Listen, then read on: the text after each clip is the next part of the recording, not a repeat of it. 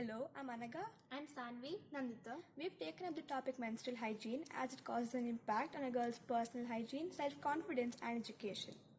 Quality education is the foundation of sustainable development. Sustainable Developmental Goal 4, adopted by United Nations in 2015, aims to make sure that all girls and boys are given free, unbiased and quality education leading to effective learning outcomes. Immense efforts were taken to ensure elementary education for girls, but it is seen that after 8 years of compulsory education, girls are dropping out of school. A study conducted by Child Rights in Due found that the menstruation was one of the important factors that caused absenteeism of girls in school. Another study shows, due to the conventional stigma associated with periods, most of the time girls are reluctant to buy or ask for menstrual absorption products. A study conducted in Delhi has shown that around 50% of girls were absent from school on their last menstruation.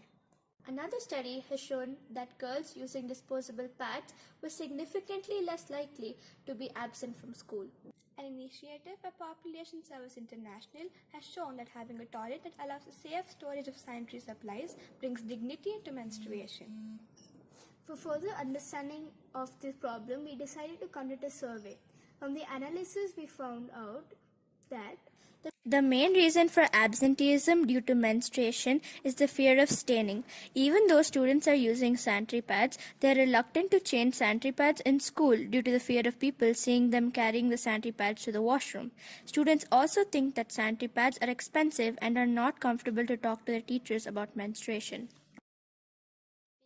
Online research and survey analysis, we believe providing students with sanitary pads in washrooms where they don't have to worry about others seeing them carrying the pad to the washroom could be a solution. From the failures of similar projects, we learned that this is important to fill machines on time. This can be ensured using IoT. Also to ensure the students cover used sanitary pads before disposal.